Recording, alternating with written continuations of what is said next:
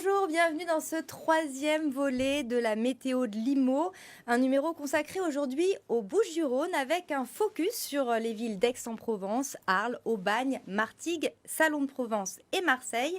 Avec plus de 2 millions d'habitants, les Bouches-du-Rhône occupent le troisième rang des départements les plus peuplés de France. Une situation géographique attractive, stratégique près de la Méditerranée.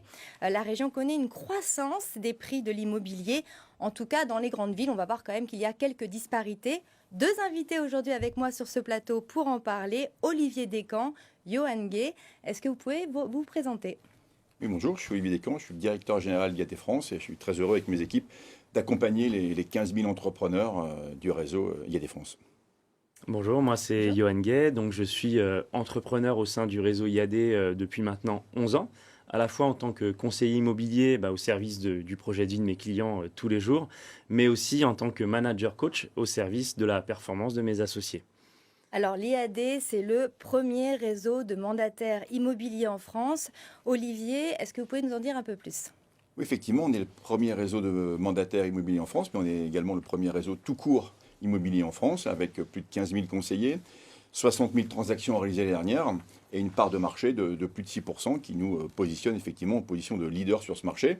Nous avons été créés il y a maintenant 15 ans, avec une volonté forte, c'est d'apporter un service le plus large et au meilleur prix à tous les vendeurs et acquéreurs en France. Et notre satisfaction première, c'est d'avoir un taux de satisfaction de 98% sur plus de 150 000 avis récoltés. Donc ça, c'est la belle victoire de tous les entrepreneurs du réseau. Alors l'IAD, c'est le nouveau partenaire du baromètre LPI, le baromètre des prix de l'immobilier. Est-ce que vous pouvez nous expliquer ?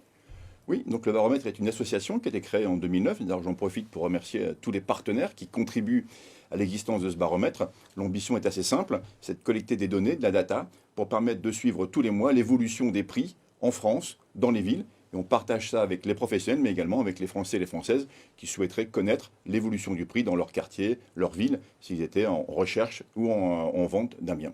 Alors, dans le concret des prix, est-ce que vous pouvez nous en dire plus sur la situation actuelle ? Que dit ce fameux baromètre ?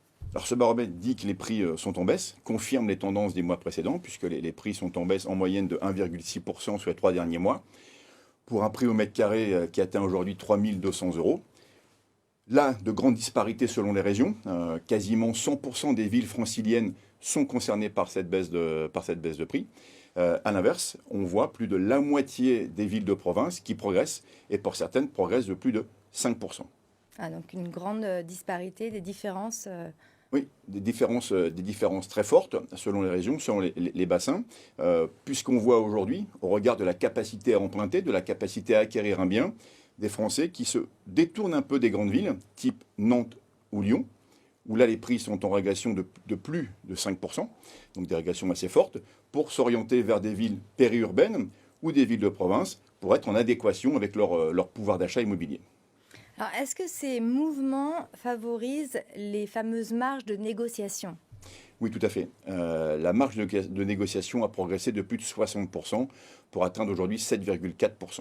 Ces marges sont fortes dans des secteurs tendus, type le Limousin ou la Picardie, où là, les vendeurs doivent baisser leurs prix pour être en adéquation avec le pouvoir d'achat immobilier des futurs acquéreurs.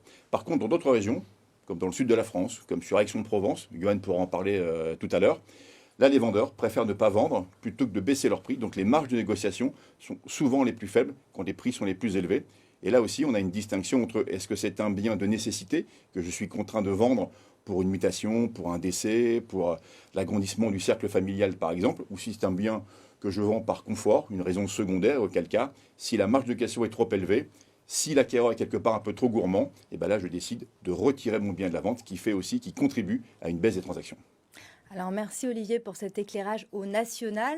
On va maintenant faire un focus sur la région, sur le département des Bouches-du-Rhône. Dans certaines grandes villes, on constate des baisses de prix, donc au national.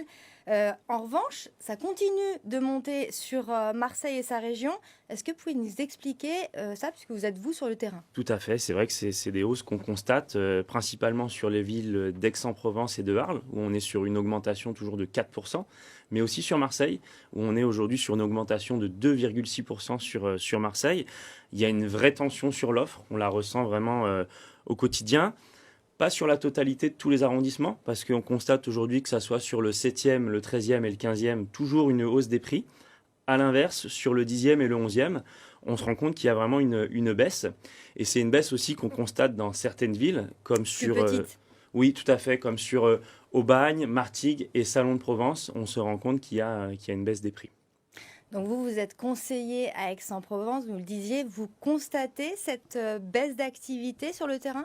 Oui, on constate vraiment depuis quelques mois un véritable ralentissement de marché. Tout simplement, aujourd'hui, on se rend compte que les acquéreurs ont repris le pouvoir. Ils restent toujours aussi exigeants qu'il y a quelques mois, malgré le fait qu'ils aient aujourd'hui une capacité d'achat qui est plus faible par rapport aux taux d'emprunt qui sont élevés. Néanmoins, on se rend compte que le marché, il n'est pas amorphe. Il y a toujours un vrai dynamisme, surtout sur les biens qui sont cœur de cible, qui sont les biens les plus demandés. Ce qui peut-être aussi expliquer cette hausse de prix qu'on constate toujours sur certaines villes. Alors, quel serait, pour conclure cette émission, Johan, votre mot de la fin ? Moi, mon mot de la fin, c'est que je me rends compte que je reste assez positif par rapport à cette période. On se rend compte que les vendeurs, comme le disait Olivier, pour certains, peuvent décider à certains moments de retirer leurs biens de la vente. Par contre, on se rend compte qu'ils prennent beaucoup plus de temps pour choisir le professionnel de l'immobilier qui va les accompagner. Et aujourd'hui, en tant que mandataire et expert d'hyper-proximité, c'est assez rassurant. Alors, Olivier, votre mot de la fin est positif aussi ? Oui, positif. Il s'est vendu sur les 12 derniers mois plus de 950 000 biens. Donc le marché reste dynamique, même si en forte régression. Aujourd'hui, on pourrait dire en 3 mots, c'est disparité selon, il n'y a pas une France, mais des France.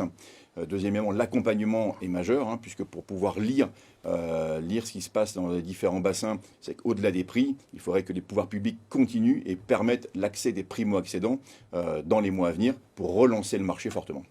Merci à tous les deux pour cet éclairage précieux. On se retrouve très bientôt pour une nouvelle météo de l'IMO sur BFM Région.